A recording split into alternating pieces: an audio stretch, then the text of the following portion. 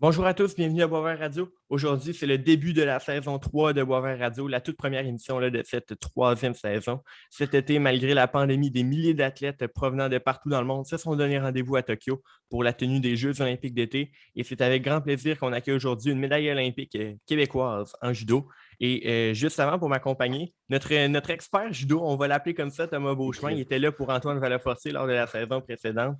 Thomas Beauchemin est avec nous. Salut Thomas, comment ça va? Salut, ça va très bien. Toi, écoute, content d'être ton expert judo, même si j'en ai jamais fait, mais c'est toujours un plaisir de rencontrer des athlètes, surtout quand ils ont le même nom de famille que moi. Ben, Ouais, c'est c'est un bien, hein? plaisir. Ben Ouais. oui. Excellent. Donc, l'invité aujourd'hui, Catherine Beauchemin-Pinard. Catherine est une judokate montréalaise qui évolue dans la catégorie des 63 kilos au judo. Après avoir participé aux Jeux de Rio en 2016, Catherine est arrivée à Tokyo en pleine possession de ses moyens et elle est repartie du Japon avec une médaille de bronze, sa première médaille olympique. Avec sa médaille, elle a rendu le Québec en entier là, extrêmement fier d'elle et c'est un honneur pour nous de la recevoir à Boisvert Radio. Catherine Beauchemin-Pinard, bienvenue à Boisvert Radio. Comment vas-tu?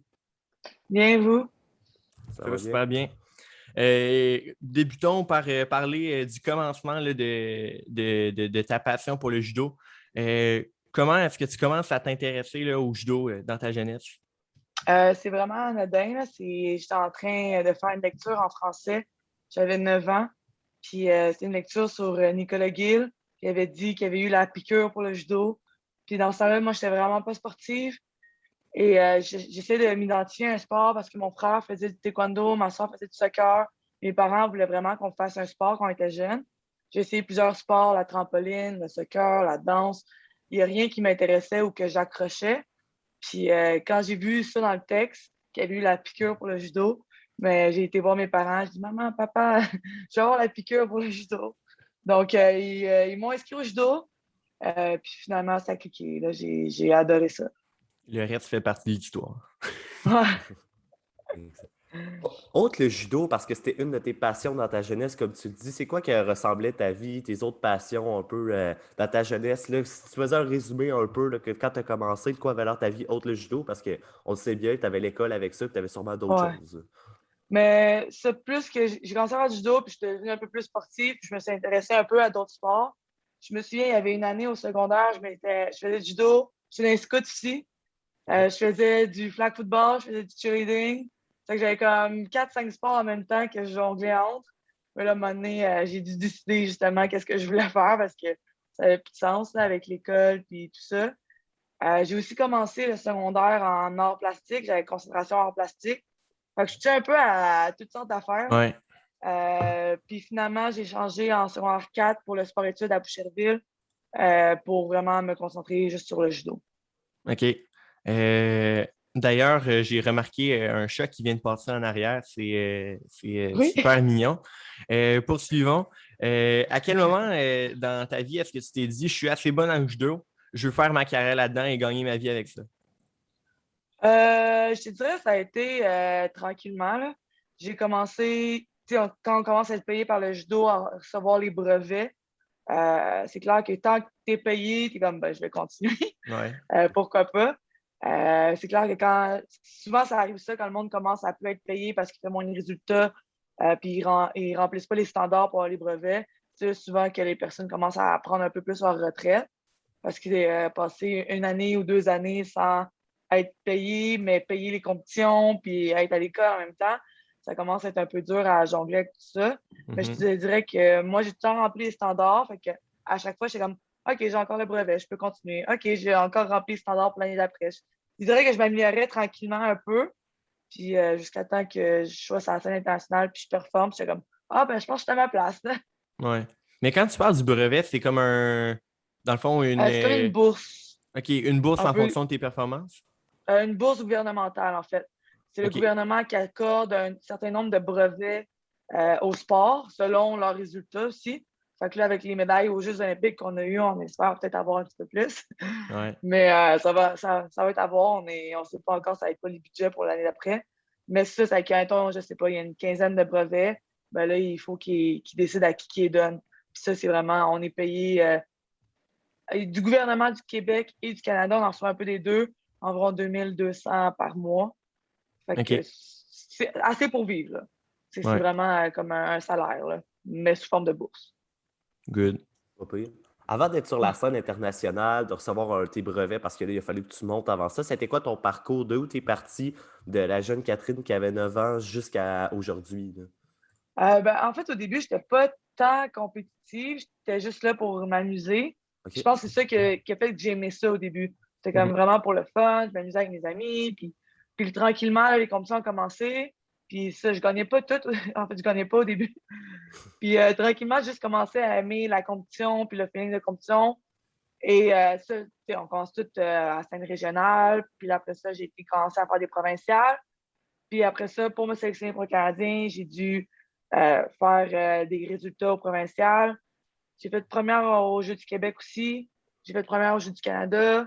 Puis là, c'est ça, tranquillement, j'ai l'impression que je voyais jamais trop loin. J'étais tout le temps comme, OK, c'est quoi la prochaine étape? Ou c'est quoi le prochain résultat que j'allais faire? Sans jamais penser aux Jeux Trop olympiques loin. nécessairement. Ouais, Ouais. c'est ça. J'étais pas comme jeune. J'étais comme, je veux absolument aller aux Jeux olympiques. J'étais comme, OK, c'est quoi le prochain truc qu'il faut que je fasse pour aller plus loin? Puis c'est vraiment par petites étapes comme ça que j'ai l'impression que je me suis rendue à la scène internationale. Aux Jeux de la Franco, j'avais fait troisième. J'ai fait des championnats du monde junior. J'ai fait 2 médailles en championnat du monde junior. Donc, c'est là que j'ai commencé vraiment à monter. Puis ça a été assez vite après. Good. Quel est le meilleur conseil qu'un entraîneur t'a donné? Euh, oh mon Dieu, je l'ai en tête, mais ça ne me revient pas. Ménage ta monture. Ça sonne comme ça, mais je me souviens plus exactement ce qu'on. Ménage ta monture pour aller loin ou un truc comme ça. Dans le sens que faut que tu fasses attention à ton corps pour comme être capable d'aller loin. À un moment donné, si tu te brûles, ça aidera pas. Ou il y a, tu sais, pour aller aux Jeux olympiques, c'est pas un sprint, c'est vraiment plus un marathon. Ouais. Surtout au judo, parce que c'est genre 2 ans de sélection. Puis là, ça a été comme 3 ans de sélection à cause de l'année supplémentaire. Ouais. Donc, si tu vois ça comme un sprint, tu vas juste comme t'épuiser. Ce qui faut que tu vois ça comme des étapes durant les 2 années à franchir. Hein. Good. Parfait, ça. Tu as fait Rio en 2016. Ouais. Comment ça, pourrais-tu nous parler de cette expérience-là? Comment ça s'est déroulé? Là, quelle était comment une de tes premières expériences pro, là, où est-ce que le Canada t'a découvert? Là? Ouais, mais en fait, je suis en 57 kilos quand j'ai fait les Jeux à Rio. OK. Puis là, je suis en 63 kilos. Entre les deux, j'ai changé de catégorie de poids. Mais ça, dans le temps, j'étais jeune. Je dirais tout le temps ça, j'étais jeune et innocente. Parce que je commençais justement à faire mes premiers jeux. Puis je sais comment je vais aller là, je vais performer, la vie va être belle. Mais finalement, ça m'a un peu rentré. Je suis rentrée dans un mur. J'ai pas, en fait, j'ai pas performé. J'ai perdu au premier tour. C'était un combat assez serré aussi. Je me suis pas fait planter non plus, mais j'étais vraiment déçue de ma performance au jeu. Puis même à ce jour, ça reste un peu une déception. Et je sais même pas si je vais être allée J'ai peut-être regardé mon combat des jeux une fois ou deux après les jeux. Puis j'aurais encore de la misère à le On, regarder. on tourne la page. Ouais, c'est ça. Mais un de mes objectifs, justement, après Rio, c'était, moi, dans ma tête, c'est clair, je reviens à Tokyo 2020.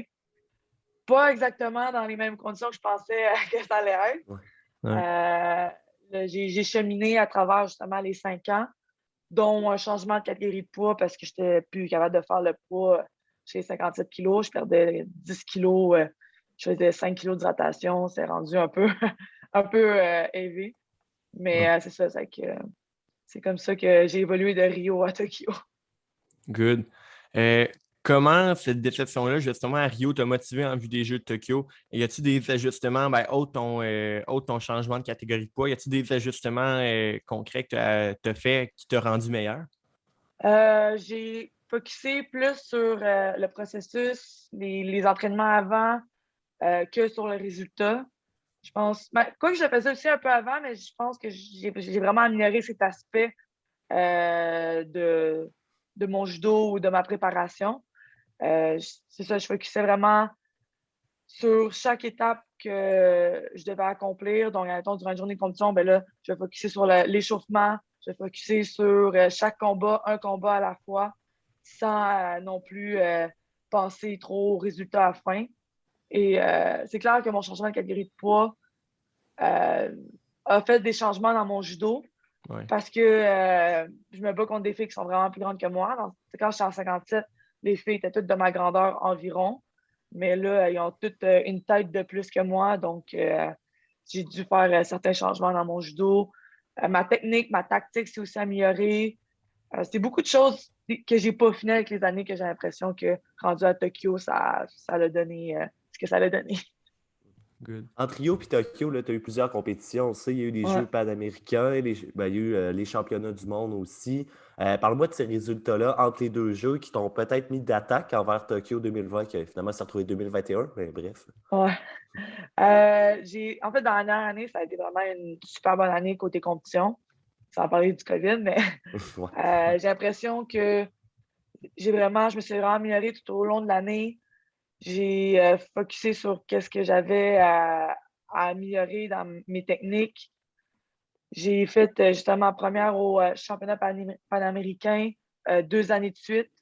Les championnats du monde, par contre, ont pas super bien été en 2019. J'ai pas fait eux qui ont juste fait avant les Jeux parce que justement, j'avais trop peur d'avoir le COVID puis de un peu scraper ma préparation pour les Jeux parce que Ouais. sinon, ça aurait été 2 semaines de quarantaine là-bas, 2 semaines de quarantaine ici. Ça aurait été vraiment compliqué. Puis j'avais pas vraiment besoin des points des championnats du monde pour les Jeux. Tu étais Parce que déjà eux qui couraient. qualifié. Ouais, c'est ça. Eux qui couraient les points, c'était un peu nécessaire. Mais pour moi, c'était plus dangereux, je trouvais, d'aller faire Ouais. les championnats du monde. Mais ça, eux, en 2019, ça aussi, ça a été une grosse déception. Je me souviens, j'ai perdu au premier tour contre une Mongolienne, excusez. Puis, Oups. c'est au premier tour, je perds contre elle, je l'avais déjà battue avant. Puis, j'étais vraiment déçue. Puis, dans ce temps-là, j'avais tendance à me rentrer comme 10 couteaux dans le cœur quand je perdais. Je pense que j'ai un peu appris de ça. Puis, j'ai un peu pris de la maturité à travers ça, dans le sens que maintenant, j'essaye que les compétitions que je perds ne me définissent pas vraiment comme une personne, mais que c'est plus une façon d'apprendre. Parce que ça sert à rien d'être tellement déçu de toi qu'il faut que tu remontes une grosse pente pour revenir à la compétition. Parce que les déceptions peuvent être vraiment dures à remonter des fois. Mhm. Donc ça a été vraiment plus un apprentissage. Euh, puis je pense que ça va m'aider aussi pour le restant de ma carrière à continuer et avoir plus du fun à faire du judo.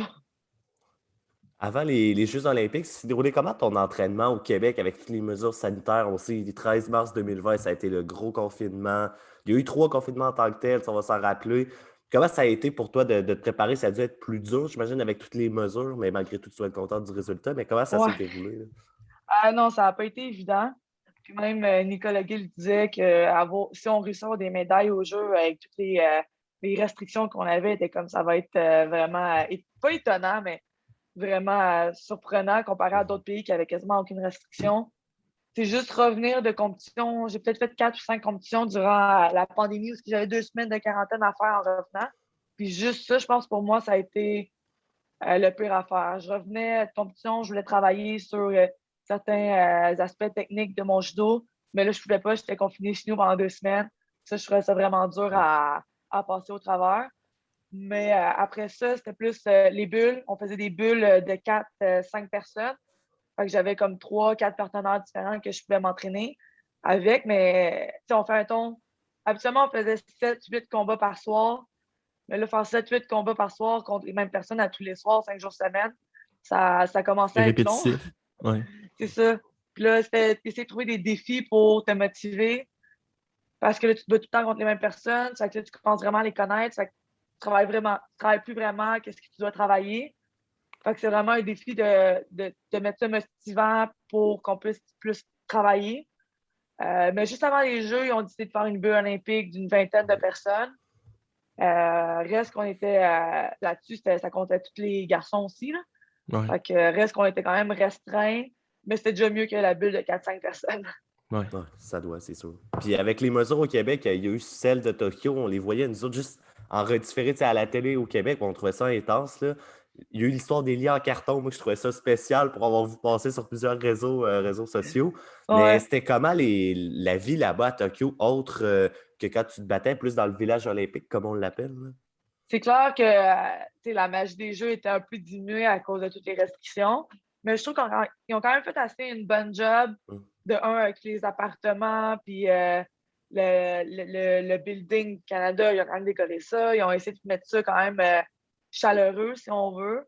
Mais tu sais, dans le village, quand tu te promenais, tu avais les anneaux que tout le monde prenait. Des fois, il y avait une file d'attente pour prendre la photo avec les anneaux. Il fallait que tu ailles vraiment tôt si tu veux pas avoir une file dehors au gros soleil, Mais c'était quoi? avec C'est la tous les chaleur. athlètes qui voulaient prendre leur petite photo avec les anneaux? Des fois, il y avait une longue file, puis là, il y avait des groupes, puis il y a tout le temps une file justement pour les anneaux au jeu. Ouais. Là.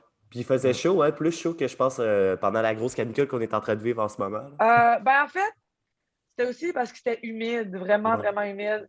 Fait que tu sortais dehors, tu étais comme en sueur, mais ta sueur ne s'évaporait pas nécessairement. Ouais. Fait que tu sortais de ton building, tu allais à la cafétéria 5 minutes, puis tu avais chaud. Là. Au Mais moins, en tu te plus, battais pas dehors.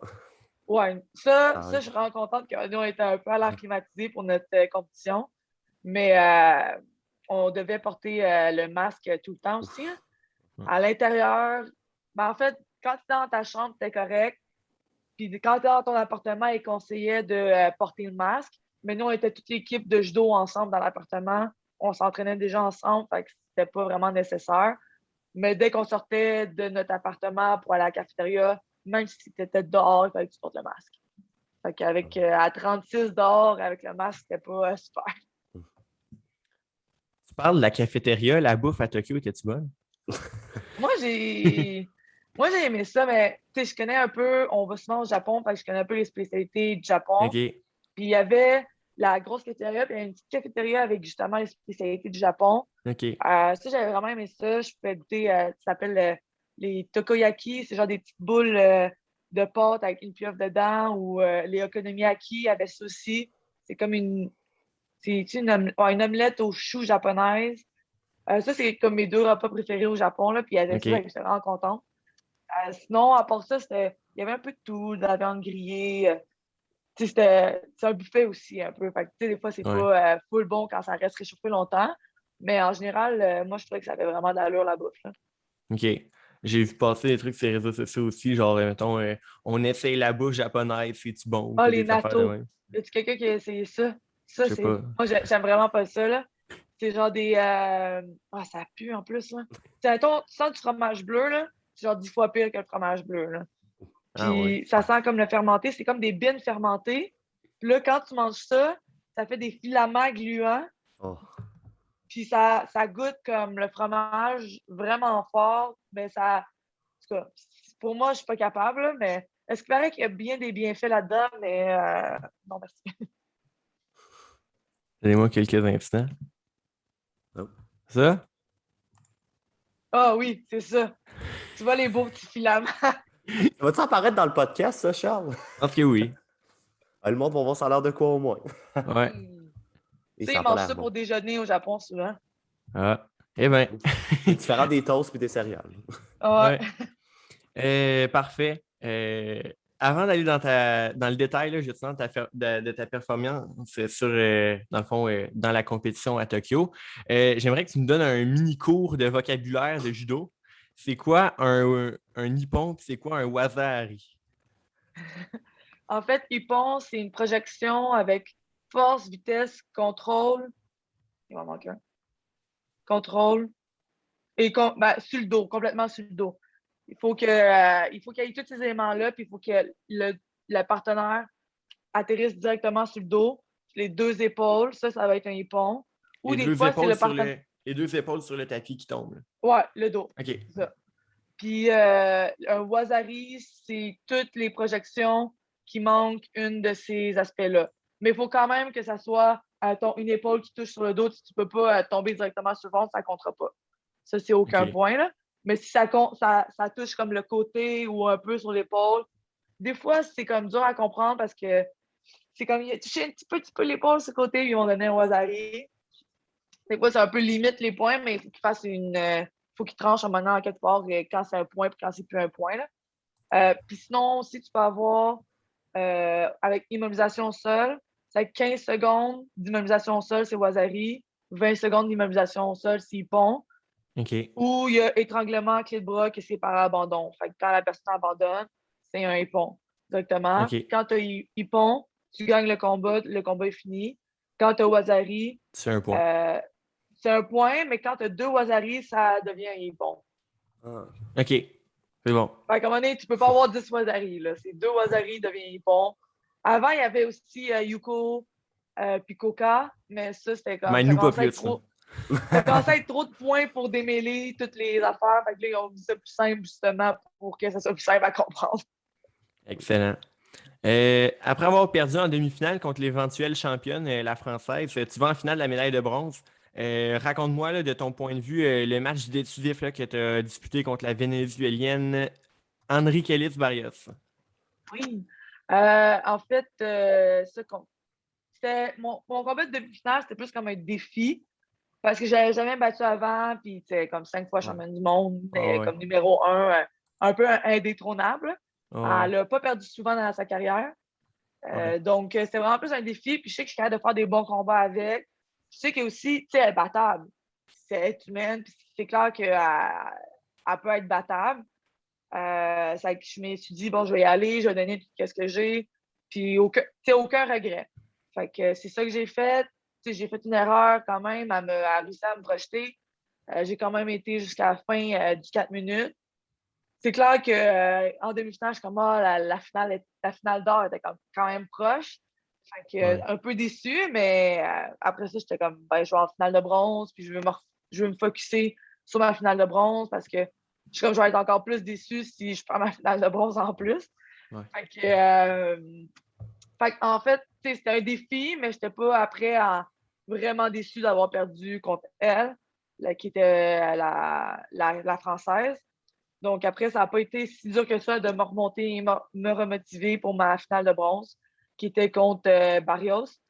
Et elle, on s'est battu vraiment souvent ensemble, c'est qu'on se connaît les deux vraiment beaucoup. OK. Justement, elle vient à Asba pour les championnats panaméricains aussi. Fait que j'avais fait ma finale d'or contre elle, puis j'avais gagné. La dernière fois, je m'étais battu contre. Mais avant ça, elle avait gagné un autre combat, puis j'avais gagné un autre combat. C'est comme, elle en gagne un, j'en gagne un. Fait que là, c'était quand même un combat serré, mais je savais que c'était un combat que j'étais capable d'aller chercher. Parfait, ça.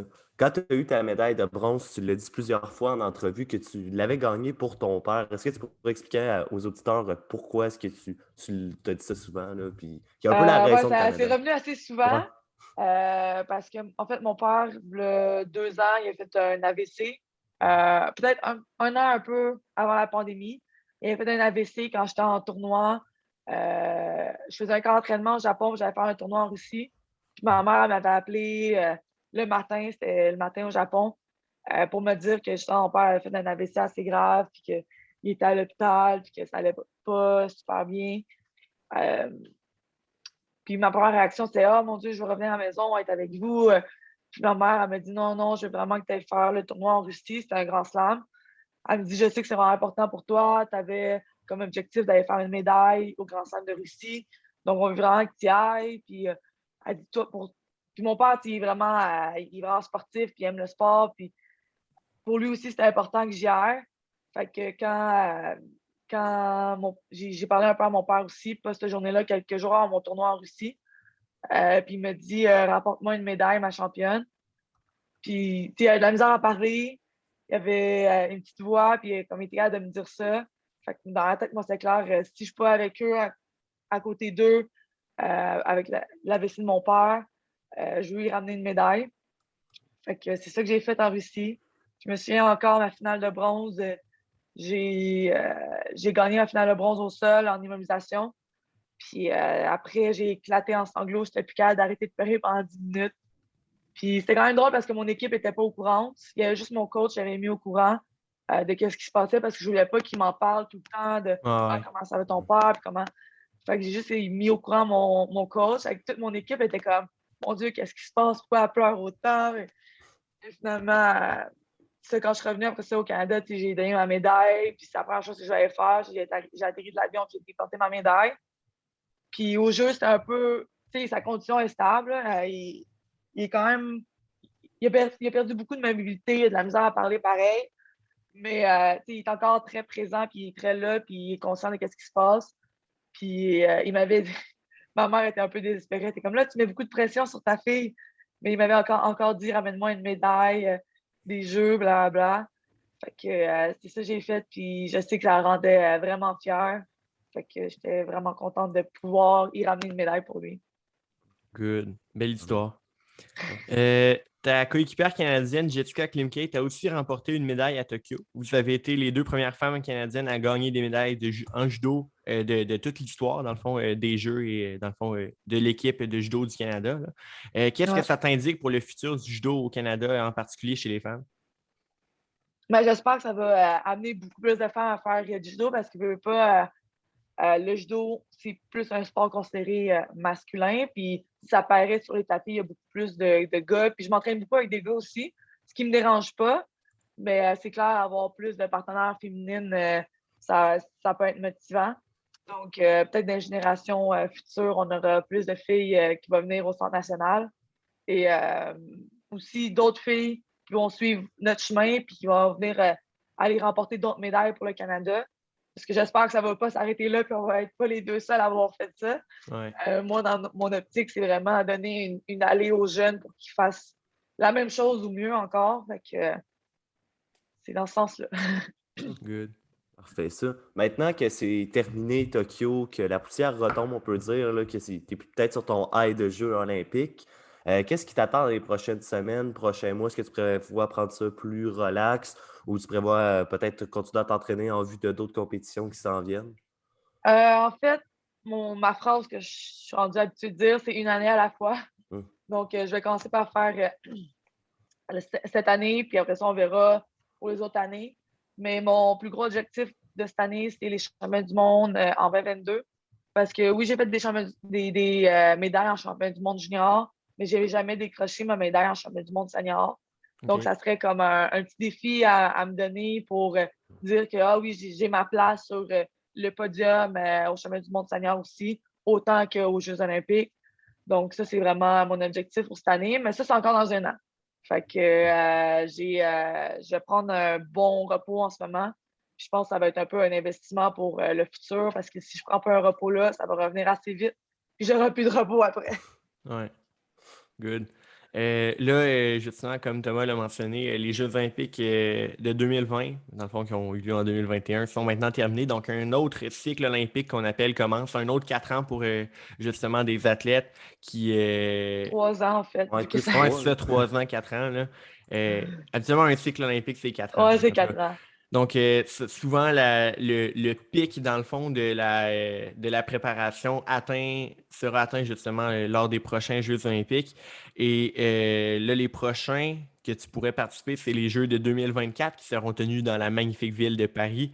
Comment est-ce que tu planifies ta préparation, justement, peut-être en vue de ces Jeux-là? Et ben, si tu étudies une année à la fois, est-ce qu'en 2024, c'est ton objectif d'y aller? Non, justement, je ne sais pas encore si je vais me rendre jusqu'à là. En fait, OK. avant les Jeux de Tokyo, je me disais que j'allais prendre ma retraite un an après les Jeux. Mais là, je suis beaucoup plus en doute de moi-même. Puis je me dis, oh mon Dieu, j'ai fait une médaille ici. Puis je suis comme, j'ai encore de la place à m'améliorer. Peut-être que je préfère encore mieux à 2024. Mais oui. Fait que je sais pas. J'ai quand même les deux. Puis en même temps, j'ai aussi ma carrière en comptable comme je pourrais commencer parce que dans un an, je finis mon bac. Puis je pourrais commencer mon stage, rémunéré, puis mes études supérieures en comptabilité. Donc, j'ai un peu les deux portes ouvertes. Là. Je ne sais pas encore où est-ce que je veux m'en aller. Tu as parlé de ton bac à l'UQAM. C'est ton but, j'imagine, de devenir comptable une fois que tu vas prendre ta retraite du Ouais, judo, là? CPA, ça serait mon but. C'est clair que là, je ne vais pas encore avoir fini. Là. J'ai mes 2 ans de stage à faire, plus un an d'études supérieures que je vais sûrement faire à temps partiel sur 2 ans, plus l'examen CPA. Donc, je finis mon bac bientôt, mais j'en ai encore à faire. Ouais. Mais on s'entend que gagner une autre médaille olympique puis devenir CPA, on a-tu une petite Ouais. préférence? Oh. Les deux, c'est différent, mais je te dirais qu'une médaille olympique, ça amène un peu plus d'émotion. Oui, tout à C'est fait. sûr. En terminant, j'aimerais savoir si tu pouvais nous raconter une bonne anecdote là, de compétition, peut-être quelque chose de comique ou qui t'est arrivé là. Ça peut être à Tokyo si c'est plaisant. Sinon, dans une autre de tes compétitions. Là. Ben, en fait, quand on voyage, on n'est comme pas beaucoup d'athlètes souvent, là, surtout aux Jeux. On était juste les athlètes qui compétitionnaient pour les Jeux. Fait que ça te fait un nombre de partenaires restreint avant pour t'entraîner. Puis justement, les 2 jours avant ma compétition, je m'entraînais juste comme avec Antoine Valois puis Nicolas Gill qui fait genre 100 kilos. Ouais. Puis je faisais, là, c'est vraiment drôle parce que moi puis Antoine Valois, on mettait Nicolas Gill au milieu. Chacun, on faisait des techniques dessus à notre tour. Fait qu'on l'épuisait un petit peu, là, ça allait mieux. Mais des fois, tu sais, ça, en compétition, il faut comme faire un peu avec qu'est-ce qu'on a. Ouais. Parce que justement, on ne peut pas amener tous nos partenaires avec nous. Puis au jeu, on peut encore moins amener plusieurs partenaires. C'était vraiment compliqué. Ouais. Donc, ça peut donner des entraînements assez, assez drôles. Ah, ça doit. Thomas, est-ce que tu as quelque chose à ajouter avant de conclure? Non, rien à rajouter. Très bien répondu à nos questions. Puis Hey, ça a été un grand honneur de discuter avec toi, Catherine. merci. Excellent. Ben, Catherine Beauchemin-Pinard, merci beaucoup d'avoir accepté mon invitation et d'être venue à Boisvert Radio. Je te souhaite le meilleur pour la suite de ta carrière de judo. Pourquoi pas une médaille à Paris en 2024 ou si c'est ce que tu préfères, Tu lâches pas l'affaire, hein? Non, Écosse. non, j'allais ajouter quelque chose. Et si c'est ce que tu préfères, une bonne carrière en comptabilité. Ah. Euh, Merci. Ça fait plaisir. Thomas, merci d'avoir été présent pour cette émission. C'est toujours un plaisir d'être avec toi et j'ai très hâte de continuer de faire des podcasts avec toi dans cette 3e saison. Ben, merci beaucoup pour l'invitation. Puis on reprend ça bientôt. Yes. Merci à vous aussi, chers auditeurs, d'avoir été à l'écoute ce soir. Pour ne rien manquer de la saison 3, je vous invite à suivre Boisvert Radio sur Facebook et sur Instagram. Et sur ce, je vous dis à la semaine prochaine pour une nouvelle émission à Boisvert Radio.